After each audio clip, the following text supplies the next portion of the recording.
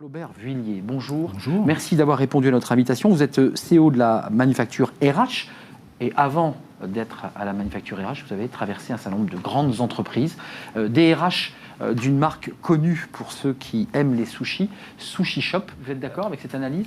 Il est déjà dans le court-termisme, c'est-à-dire faire revenir les collaborateurs, oui. Remettre l'essence dans le moteur, faire repartir l'entreprise et ensuite remettre du sens. Je dirais, oui, en effet, il doit réembarquer et veiller à ce que les équipes soient réembarquées dans le projet d'entreprise. Est-ce que ce projet d'entreprise aura bougé ou pas? Cette crise du Covid est pour moi un vrai révélateur. Comme toute crise, elle révèle beaucoup de choses. Qu'est-ce qu'elle révèle d'ailleurs? Notamment au niveau managérial, au niveau des valeurs de l'entreprise. Est-ce que les valeurs qui sont prônées, affichées par l'entreprise, se sont révélées vraies sur le terrain lors de cette crise? Une entreprise qui va, dans ses valeurs, mettre de la bienveillance. Est-ce que cette bienveillance a vraiment été vécue par les collaborateurs, par les équipes dans ce moment de Covid? C'est du RH washing, on parle du greenwashing, il peut y avoir un peu de RH washing, il est obligé de répondre et donc il ne peut plus trouver le souffle ou la respiration. Vous êtes d'accord? C'est un outil utile quand même. Mais c'est d'autant plus utile que vous disiez tout à l'heure, on ne parle pas des clients. On parle des clients internes que sont les collaborateurs auprès de la DRH. Il y a les clients externes et les deux se rejoignent d'ailleurs au travers de l'image de la marque employeur, puisqu'aujourd'hui les clients externes regardent ce que font les marques au niveau de leurs collaborateurs.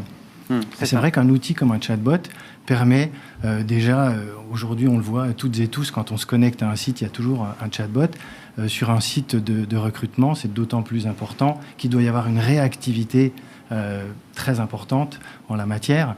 Donc ça permet certainement de délester les DRH et qui se concentrent sur des tâches à plus forte valeur ajoutée. Pour refaire le lien avec le sujet précédent, je pense qu'il permet aussi au manager de se concentrer sur le comment vas-tu auprès de son collaborateur, plutôt que... Le care, l'humain, la bienveillance. Exactement, plutôt que de se concentrer sur un sujet d'attestation, de notes de frais, etc.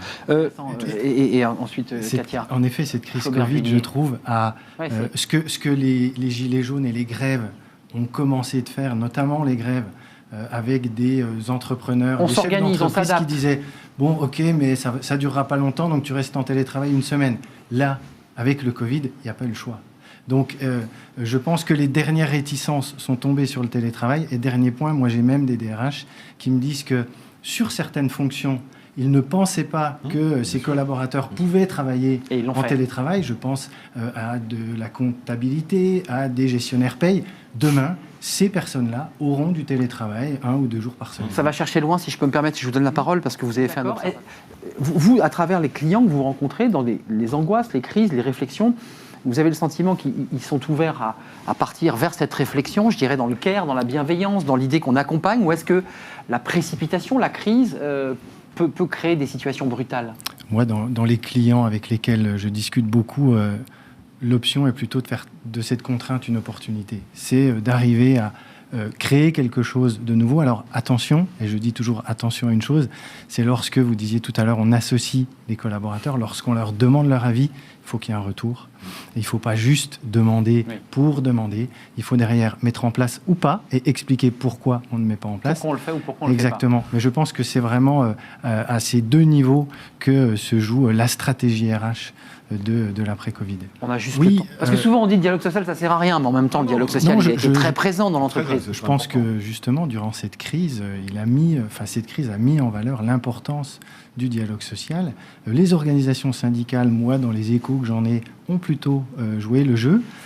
Et les DRH se sont aussi adaptés. D'ailleurs, des réunions se faisaient en visio, ce qui avant était difficilement entendable. Et ça a modernisé aussi, le dialogue social. Cette contrainte a créé une opportunité, peut-être un nouveau dialogue social au sortir de cette crise. Sur le terrain. Un tout dernier mot, si je devais prendre une image d'actualité, j'ai l'impression que les représentants des organisations syndicales sur le terrain sont un peu comme les maires. Au plus près de la réalité. Voilà. Et puis après, il y a le national. Avec ses enjeux nationaux et plus politiques, peut-être même idéologiques. Merci.